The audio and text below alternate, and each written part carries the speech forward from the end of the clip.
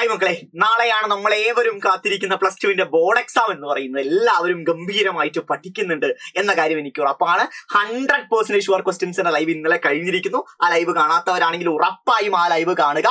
അതിനുശേഷം ഇന്ന് വൈകുന്നേരം കൃത്യം 5 മണിക്ക് നമ്മൾ ആരംഭിക്കുന്ന സൂപ്പർ 16 നിങ്ങൾ എല്ലാവരും കണ്ടിരിക്കണം. എന്തുകൊണ്ടാണ് 5 മണിക്ക് ആരംഭിക്കുന്നത് വെച്ചാൽ നിങ്ങൾക്കറിയാം നാളെ പരീക്ഷയാണ്. സോ ഓവർനൈറ്റ് ലൈവിൽ വെച്ച് നിങ്ങളെ ബുദ്ധിമുട്ടിപ്പിക്കണ്ട എന്ന് പറഞ്ഞാണ് നമ്മുടെ ലൈവ് നമ്മൾ നേരത്തെ ആരംഭിക്കുന്നത്. സോ 5 മണിക്കാണ് നമ്മുടെ സൂപ്പർ 60 ആരംഭിക്കാൻ പോകുന്നത്. സോ എല്ലാവരും ഉണ്ടായിരിക്കണം, റൈറ്റ്? എല്ലാവരും കൃത്യമായിട്ട് ഈ പറയുന്ന 3 ലൈവുകളും നാളെ മോർണിംഗ് ഉള്ള എക്സാം ബൂസ്റ്റർ കൂടി കണ്ടെങ്കിൽ മാത്രമേ മുഴുവൻ മാർക്കും ഉറപ്പിക്കാൻ നമ്മളെ കൊണ്ട് സാധിക്കുകയുള്ളൂ. സോ 100% ഷുവർ ക്വസ്റ്റ്യൻസ്, സൂപ്പർ 60, അതുപോലെ തന്നെ എക്സാം ബൂസ്റ്റർ, ഈ 3 ലൈവും കൃത്യമായിട്ട് എല്ലാവരും ഫോളോ ചെയ്തിരിക്കണം. നമുക്ക് അടിക്കാം, മുഴുവൻ മാർക്കും അടിച്ചിരിക്കും, ഒരു സംശയവും എന്റെ മക്കൾക്ക് വേണ്ട. സോ പല കുട്ടികളുടെയും ഒരു പ്രശ്നമാണ്, ആ പ്രശ്നമാണ് ഞാൻ ഈ വീഡിയോയിലൂടെ സോൾവ് ചെയ്യാൻ പോകുന്നത്. സാർ, എനിക്ക് എല്ലാ ചാപ്റ്റേഴ്സും ഒന്നും പഠിക്കാൻ വയ്യ, ഒരു 3 ചാപ്റ്റേഴ്സ് പഠിച്ച് എനിക്കൊരു പാസ് മാർക്ക് ഉറപ്പിക്കണം, എന്തെങ്കിലും വഴിയുണ്ടോ? അതിന് ഏതൊക്കെ ചോദ്യങ്ങളാണ് ഞാൻ പഠിക്കേണ്ടത്? റൈറ്റ്? ഒരിക്കലും ഒരു കാരണവശാലും പാസ് മാർക്കിന് വേണ്ടി മാത്രം പഠിക്കരുത്. കാരണം നമുക്ക് സാധിക്കും, ഉറപ്പായിട്ടും ഏറ്റവും മികച്ച A+കളും മുഴുവൻ മാർക്കും അടിക്കാൻ സാധിക്കും. അതിന് നിങ്ങളൊന്ന് കട്ടയ്ക്ക് നിന്നാൽ മാത്രം മതി. അതിനുള്ള കാര്യങ്ങൾ ഞങ്ങൾ നിങ്ങൾക്ക് നൽകുന്നുണ്ട്. എങ്കിൽ പോലും 3 ചാപ്റ്റേഴ്സ് പഠിച്ച് പാസ് മാർക്ക് ഉറപ്പിക്കാൻ സാധ്യതയുള്ള എല്ലാ ചോദ്യങ്ങളും നമ്മൾ ഇതാ ക്രാക്ക് ചെയ്യാൻ പോകുന്നു. 3 ചാപ്റ്റേഴ്സിൽ നിന്ന് നിങ്ങൾ പാസ് മാർക്കിന് വേണ്ടി പഠിക്കേണ്ട പ്രധാനപ്പെട്ട ചോദ്യങ്ങളാണ് നമ്മൾ സെറ്റാക്കി എടുക്കാൻ പോകുന്നത്. അതിനുവേണ്ടി നമ്മൾ സെലക്റ്റീവ് ആയിട്ട് എടുത്ത ചാപ്റ്റേഴ്സ് ഏതൊക്കെയാണെന്ന് വെച്ചാൽ electric charge and fields, ray optics and AC, ഈ 3 ചാപ്റ്റേഴ്സിനാണ് നമ്മൾ പ്രാധാന്യം കൊടുക്കുന്നത്. അവയിൽ നിന്ന് പാസ് മാർക്ക് ഉറപ്പിക്കാൻ വേണ്ടി പഠിക്കേണ്ട ഏറ്റവും പ്രധാനപ്പെട്ട ചോദ്യങ്ങളാണ് ഡിസ്കസ് ചെയ്യാൻ പോകുന്നത്. ചോദ്യങ്ങളുടെ എണ്ണം കൂടുതലാണ്, കാരണം 3 ചാപ്റ്റേഴ്സ് ആയിട്ട് നമ്മൾ ചുരുക്കുകയാണ്. സോ അതിൽ നിന്ന് പരീക്ഷയ്ക്ക് വരാൻ സാധ്യത എല്ലാ ചോദ്യങ്ങളും പഠിക്കേണ്ടതായിട്ടുണ്ട്. 3 ചാപ്റ്റേഴ്സ് പാസ് മാർക്ക് ഉറപ്പിക്കാൻ പോകുന്നു. ആദ്യത്തെ ചോദ്യം നമ്മുടെ സ്വന്തം ഇലക്ട്രിക് ചാർജ് ആൻഡ് ഫീൽഡ്സ് നിന്നാണ്. ചാർജിന്റെ പ്രോപ്പർട്ടീസ് ചോദിക്കാം, ഉറപ്പായിട്ടും ചോദിക്കാം. അഥവാ ആദ്യത്തെ പ്രോപ്പർട്ടിയായ അഡിക്റ്റിവിറ്റി, ക്വാണ്ടൈസേഷൻ, കൺസർവേഷൻ എല്ലാം നിങ്ങൾ പഠിച്ചിരിക്കാം. ക്വാണ്ടൈസേഷൻ ഓറിയന്റഡ് ആയ ന്യൂമറിക്കൽ ക്വസ്റ്റ്യൻസും പരീക്ഷയിൽ വരും, അതും കൃത്യമായി തന്നെ പഠിച്ചിരിക്കും കേട്ടോ. അടുത്ത എന്താണ് കൂളംസ് ലോ ഓഫ് ഇലക്ട്രോസ്റ്റാറ്റിക്, അതിന്റെ എക്സ്പ്രഷൻ, അതിന്റെ ആ കുഞ്ഞു ഡെറിവേഷൻ, ആ ചിത്രം, 2 ചാർജുകൾ സ്മോൾ ഡിസ്റ്റൻസ് സെപ്പറേറ്റ് ചെയ്തിരിക്കുന്ന ആ ചിത്രം, ഇതെല്ലാം നിങ്ങൾ പഠിക്കണം. വെരി വെരി വെരി ഇമ്പോർട്ടന്റ്, പരീക്ഷകളിൽ ചോദിക്കുന്നതാണ്. അടുത്തത് എന്താണ് ഇലക്ട്രിക് ഫീൽഡ്, ഇലക്ട്രിക് ഫീൽഡ് ഇന്റൻസിറ്റിയുടെ എക്സ്പ്രഷൻ എന്താണ്, അതിന്റെ യൂണിറ്റ് ചോദിക്കാം. റൈറ്റ്? ഇത് എക്സ്പ്രഷൻ പോലെ തന്നെ what is the unit of electric field intensity ചോദിക്കാം. അതൊക്കെ പരീക്ഷകളിൽ ചോദിക്കുന്ന ഏറ്റവും പ്രധാനപ്പെട്ട ചോദ്യമാണ്, പഠിക്കേണ്ടതാണ്.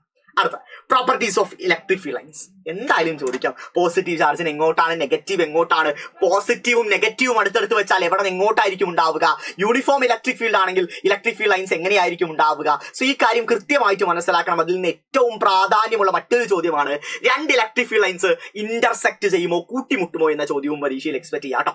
അടുത്തത് ശ്രദ്ധിക്കണം, നമ്മുടെ സ്വന്തം മറ്റൊന്നുമല്ല ഇലക്ട്രിക് ഡൈപോൾ ഓറിയന്റഡ് ആയ ചോദ്യം. 2 ഈക്വൽ ആൻഡ് ഓപ്പോസിറ്റ് ചാർജുകൾ ഒരു കുഞ്ഞു ദൂരത്തിൽ സെപ്പറേറ്റ് ചെയ്ത് വെച്ചിരിക്കുന്ന കോമ്പിനേഷനെ വിളിക്കുന്ന പേരെന്ത് എന്ന ചോദ്യം ചോദിക്കാം. അതിന്റെ ഡൈപോൾ മൊമെന്റ് എന്താണ് എന്ന ചോദ്യം ചോദിക്കാം. അതിന്റെ എക്സ്പ്രഷൻ, അതിന്റെ യൂണിറ്റ്, അത് സ്കേലാർ ആണോ വെക്റ്റർ ആണോ, അതിന്റെ ഡയറക്ഷൻ എങ്ങോട്ടാണ്. റൈറ്റ്? ഇത്രയും കാര്യങ്ങൾ പരീക്ഷകളിൽ ചോദിക്കാം. സ്കേലാർ ആണോ വെക്റ്റർ ആണോ എന്നുകൊണ്ട് ഉദ്ദേശിക്കുന്നത് അതിന്റെ ഡയറക്ഷൻ ആണ് കേട്ടോ. ഡയറക്ഷൻ, അതിന്റെ യൂണിറ്റ്, ഇത്രയും കാര്യങ്ങൾ പഠിച്ചു വെച്ചോ, ഇമ്പോർട്ടന്റ് ആണ്. നെക്സ്റ്റ് വൺ, എല്ലാവർക്കും അറിയുന്ന പോലെ തന്നെ ആക്സിയലിന്റെ ഡെറിവേഷൻ, ആക്സിയൽ അല്ല, ഇക്വിറ്റോറിയൽ ഡെറിവേഷൻ. കാരണം ആക്സിയൽ മോഡലിൽ ചോദിച്ചുകൊണ്ട് ഞാനത് ഒഴിവാക്കിയത്. നേരിട്ട് ഇക്വിറ്റോറിയലിന്റെ ഡെറിവേഷൻ കൃത്യമായിട്ട് തന്നെ എല്ലാവരും പഠിച്ചു വെക്കുക, പരീക്ഷകളിൽ ചോദിക്കാറുണ്ട്. Equatorial derivation very very very important, പഠിക്കേണ്ടതാണ്. സിമിലർ വേ അടുത്തെന്ന് വെച്ചാൽ ടോർക്കിന്റെ ഡെറിവേഷൻ ആണ്. ടോർക്ക് ഒരു കാരണവശാലും ഒഴിവാക്കാൻ പാടില്ല. 100% ഉറപ്പുള്ള ചോദ്യമാണ് ടോർക്കിന്റെ ഡെറിവേഷൻ എന്ന് പറയുന്നത്. ടോർക്കിന്റെ expression, vector form, maximum minimum condition, stable and unstable condition, ഇവയെല്ലാം പഠിക്കണം. ഇവയെല്ലാം പരീക്ഷകളിൽ ചോദിക്കുന്നതാണ് കേട്ടോ. Next one, Gauss's law. 2 അപ്ലിക്കേഷനെ നിങ്ങൾക്ക് മുന്നിൽ വെക്കുന്നുള്ളൂ. സ്റ്റേറ്റ് ഗോസസ് ലോ എന്ന് പറയുന്ന ചോദ്യം വരും.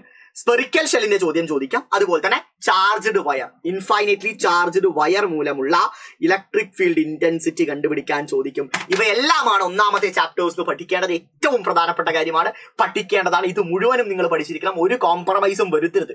ഒരു കാരണവശാലും യാതൊരുവിധ കോംപ്രമൈസും ഈ ചോദ്യങ്ങളിൽ നിങ്ങൾ വരുത്തരുത്. പാസ് മാർക്ക് ആണെങ്കിൽ പോലും ഈ ചോദ്യങ്ങൾ മുഴുവൻ പഠിച്ചിരിക്കണം.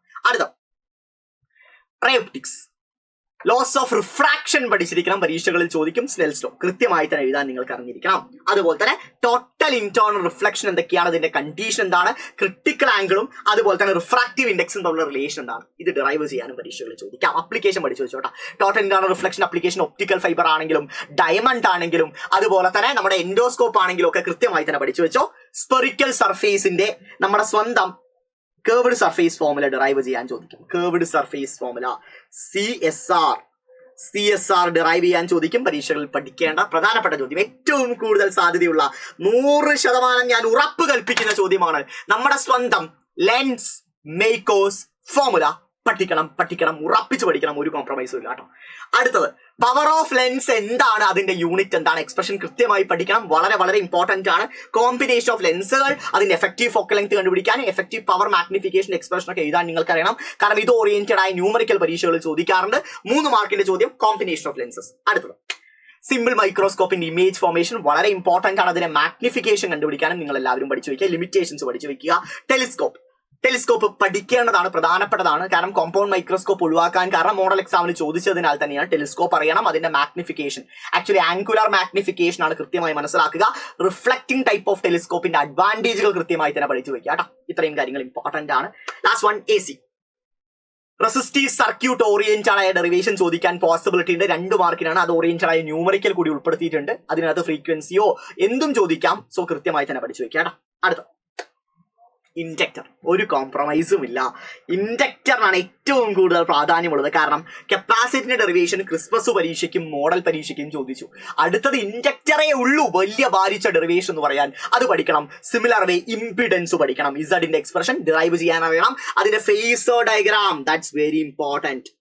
ഫേസർ ഡയഗ്രാം അറിഞ്ഞിരിക്കണം, ഫേസർ ഡയഗ്രാം പഠിച്ചിരിക്കണം. അത്രത്തോളം തന്നെ പ്രധാനപ്പെട്ടതാണ്. അടുത്ത ട്രാൻസ്ഫോമർ. നമുക്ക് എല്ലാവർക്കും അറിയാം ട്രാൻസ്ഫോമറിന്റെ കൺസ്ട്രക്ഷൻ, വർക്കിംഗ്, എനർജി ലോസുകൾ, എഫിഷ്യൻസി. ഞാൻ വീണ്ടും ആവർത്തിക്കുന്നു, എഫിഷ്യൻസി. ഇത്രയും കാര്യം പഠിക്കണം. സ്റ്റെപ്പ് അപ്പ് സ്റ്റെപ്പ് ഡൗണിന്റെ ക്ലാസിഫിക്കേഷൻ അറിയണം. അടുത്ത റെസൊണൻസ് ആണ്, പവർ ആണ്. പവർ ഡിറൈവ് ചെയ്യാൻ ചോദിക്കാം, പക്ഷെ അടുത്ത കാലത്തൊന്നും ചോദിച്ചിട്ടില്ല. പക്ഷെ അതിന്റെ എക്സ്പ്രഷൻ പഠിച്ചു വെച്ചോ. P average equal to VRMS into IRMS into cos phi. ആ എക്സ്പ്രഷൻ എങ്കിലും പഠിച്ചു വയ്ക്കുക കേട്ടോ. പവറിന്റെ VRMS into IRMS into cos phi എന്ന് പറയുന്ന എക്സ്പ്രഷൻ പഠിക്കുക. അതുപോലെ തന്നെ റെസിസ്റ്റീവ്, ഇൻഡക്റ്റീവ്, കപ്പാസിറ്റീവ് സർക്യൂട്ടിന്റെ കൃത്യമായി തന്നെ പഠിച്ചു വയ്ക്കുക. ഒരു സംശയവും നിങ്ങൾക്ക് വേണ്ട.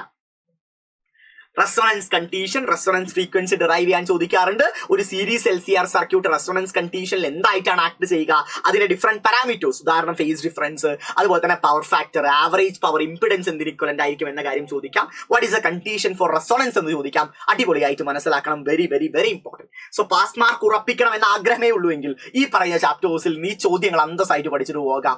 ഉറപ്പാണ് മക്കളെ, മികച്ച മാർക്ക് നിങ്ങൾക്ക് ലഭിക്കും. ഓൾ സെറ്റ് ആണ്, ഗംഭീരമായിട്ട് പഠിക്കുക. സോ ഓൾ ദി ബെസ്റ്റ് മക്കളെ. ഇന്നത്തെ ലൈവ് മറക്കരുത്. സൂപ്പർ 60 5 മണിക്ക് സെറ്റ് ആക്കിയിരിക്കണം. എല്ലാവരും ഉണ്ടായിരിക്കണം. ക്രാക്ക് ചെയ്യാം, തകർക്കാം. എന്റെ അനിയന്മാരും അനിയത്തിമാരും മുഴുവൻ മക്കളും ഉണ്ടായിരിക്കണം. ഉഷാറാക്കാം നമുക്ക്. സോ കാണാടാ, ബൈ.